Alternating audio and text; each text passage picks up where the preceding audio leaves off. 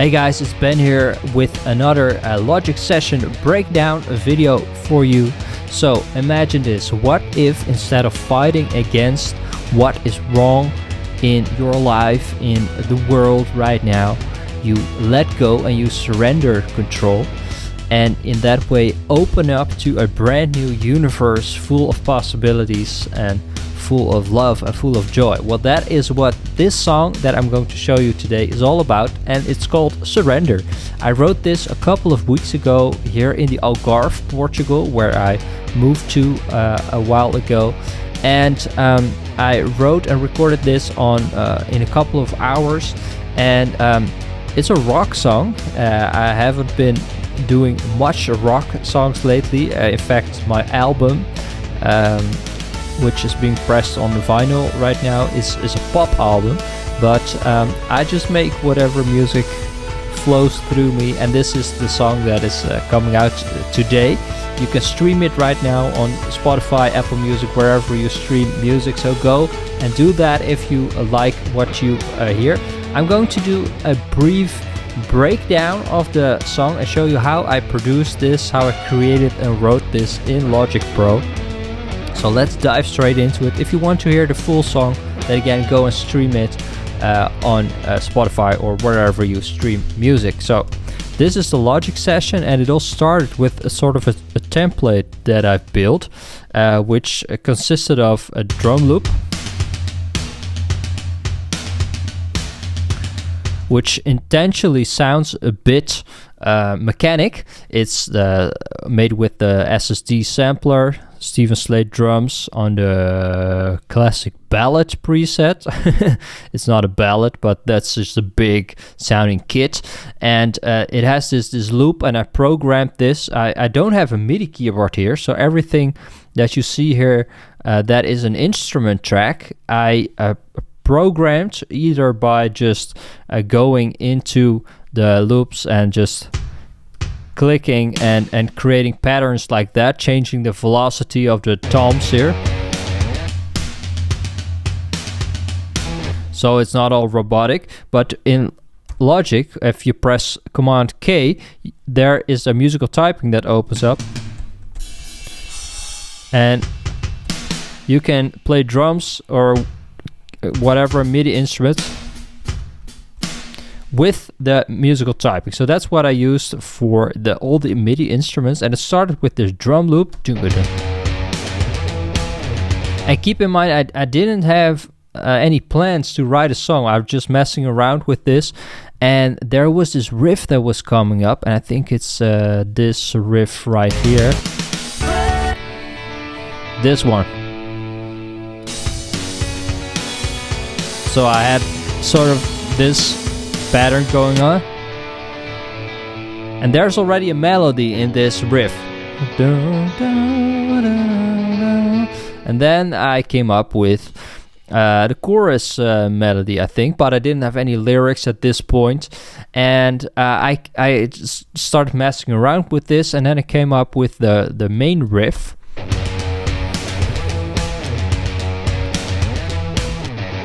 This riff.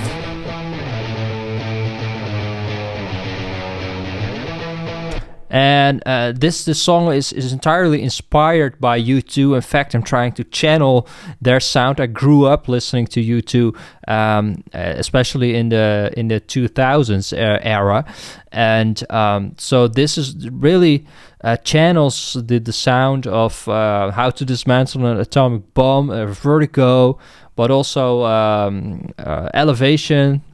Songs like that, the more rocky U2 stuff, and I really love that guitar sound, so I just tried to duplicate that sound. So I've been using this Vox AC30 plugin, which actually does sound a bit like a Vox. There are not that many great Vox emulation plugins out there, in my opinion. So if you know of a plugin that does it well, please send me a link. So I've been using that, adding a little bit of a spring reverb with the dirty spring, and then going through a Neve, adding a little bit of mid-range. So that's basically the main riff guitar sound. And a little pro tip: if you use 2 guitar tracks and you want to have this big sound, then you can pan them left, right, hard, left, hard, right. And if you only have one guitar available, which I had when I was recording this, then you can change pickups to get a different sound, but also change the amp settings a little bit. I don't know exactly if I did that on this one, but then you get a slightly different sound, which actually makes it sound bigger. So do not use the same exact sound, but change the pickups or the sound of the amp or to get a different sound. And then you get this wide, big rock sound. So it starts out with just drums. And then this shimmer sound is being added. Again, very U2-y, very The Edge-like. I love The Edge. I think he's a very underrated but heavily influential guitar player. I love his atmospheric delay stuff. And he's always using this sort of shimmer sound. So what I did to recreate that is, it's just a blues driver going into a pitch shift. So it adds an octave, blended in at 65%, then a delay on a famous dotted 8 setting, then a reverb, and then going into an amp. And that gives you that shimmery sound.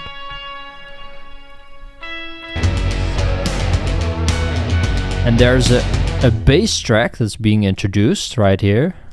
That starts oh yeah. There was this track a couple of years ago by the Ex-Ambassadors. I forgot the title of it, but that has this sort of Moog bass sound, this heavy, distorted sound, which the glidey sound.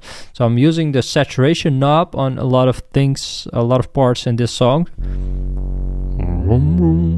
And I actually have a second Moog track on the chorus, which I think has even more distortion. So that's this one. It sounds really mechanical when you hear it on its own, but in context, this is the chorus.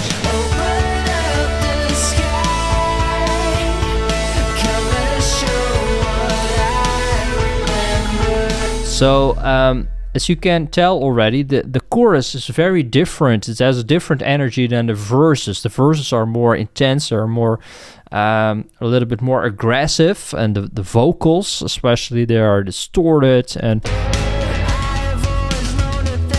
gotta be more.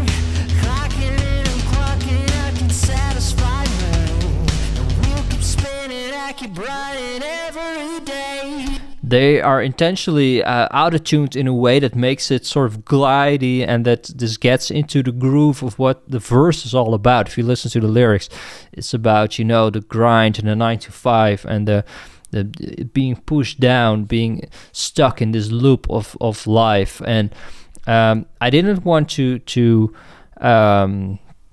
write a song that's entirely about fighting and about what's wrong and this aggressive type of feel. So that's why I changed it. I added contrast in the chorus where it opens up, and the lyrics are literally open up the sky. For me, that's important, you know, to have an optimistic outlook on life, and that's really incorporated in the song. And I wrote this song in this flow state, so I wasn't consciously maybe trying to think of words and writing it, but I must say Logic is turning into, and it's always been for years now, but it's more and more turning into my favorite songwriting tool. I have this sort of love-hate relationship with Logic, but it's really fast, and it has this notepad built in. So I wrote the lyrics just and recorded it as I was writing it.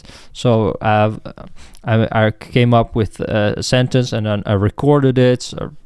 And so piece by piece, I was writing and recording it at the same time. And that's when you capture that magic, you know. And you're not overthinking it.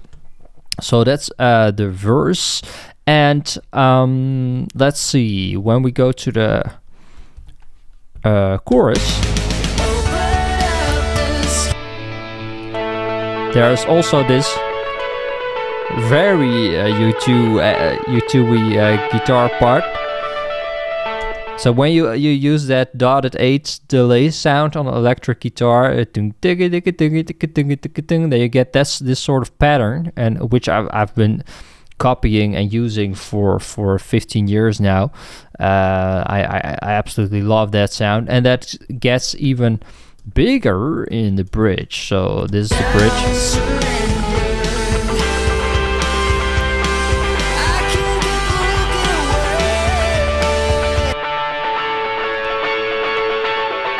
So it's a really big guitar sound. And harmonically, the song is in A major, so the main riff in the verse is F sharp minor E. They're not chords per se, but they're notes. And then in the chorus, we go to D major, A major, F sharp minor, E major, that's very majory. And then in the bridge, it goes to C. So that adds a lot of tension that needs to be resolved some way. So I do that by going C, so C, then G with the B, D, A over C sharp, so A major over C sharp, C,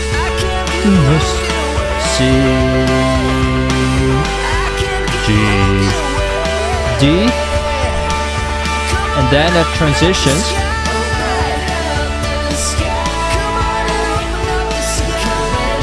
into the chorus again, which of course starts on the D major. So I always have a lot of fun with doing chord changes like that and figuring them out. So let's see, what else do we have? We have a little solo part here in the post-chorus part. So I was thinking, you know, I have this really distorted big guitar sound in the verses and in the intro, and in the chorus there's this atmospheric, huge sounding delay part. So what didn't I have? I didn't have like a dry Black Keys kind of fuzzy sound, and so I added that in the post-chorus. So I also with an octave blended in, adds a lot of vibe. Whip. So yeah, that's also another guitar part, and that's basically it. You know, it's just built like that. There are a couple of backing vocals here in the chorus, these parts here.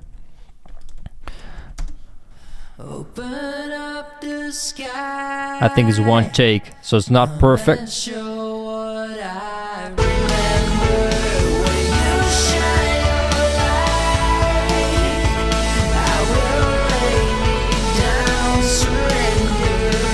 And then there are some hook. Surrender. Those parts. With a lot of slapback echo and some saturation again. And I duplicated them in the intro to have a slightly different sound. They're filtered. I use this filter to give it like this telephone-like sound. Again, to add a little bit different perspective, to get some contrast, which is really important, you know, if you want to keep people listening. So really go check that out in the song and see if it maintains, if you're still interested after a minute or two. All right, so I added this bridge vocal here.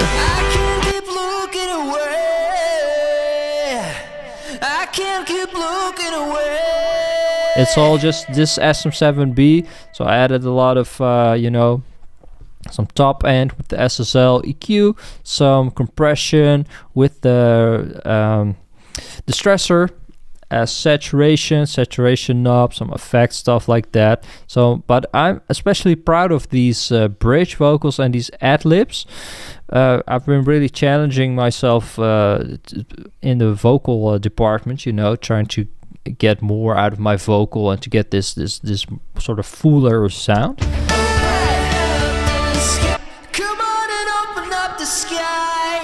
I know I can do stuff like that, but I haven't been doing that much in my music.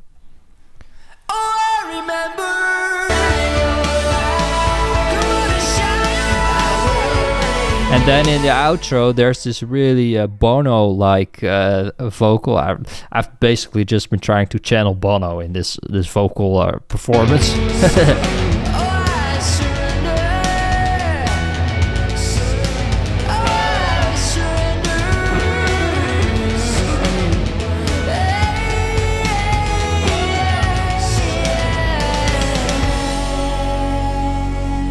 Yeah, so that's it. So I think it's really great that you can do this with just a laptop, not even a MIDI keyboard, just one guitar, one microphone, and that's basically it. You can create entire songs like this.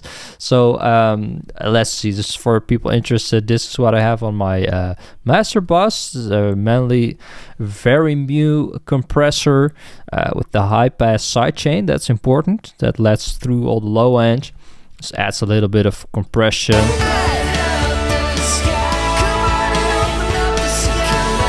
About 340 dB of compression. And then the manly massive passive EQ. Just cutting a little bit of low mid-range, 390.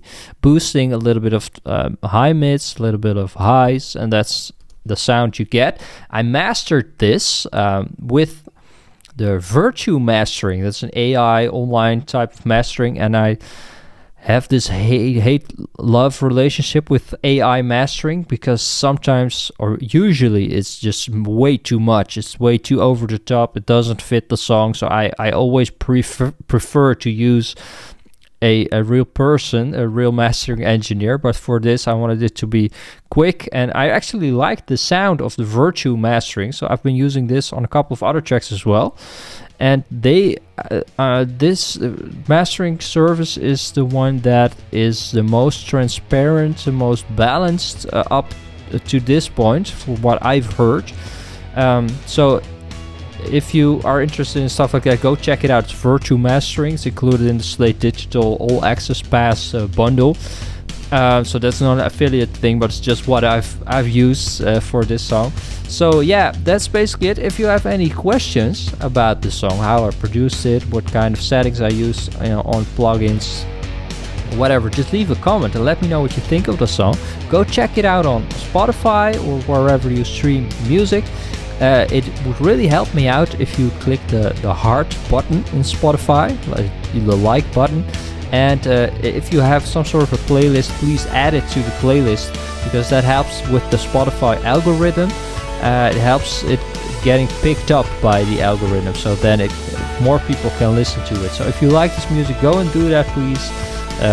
Support my music, support me as an independent artist. So thank you very much for that. I hope you enjoyed it, and I'll see you real soon. Bye.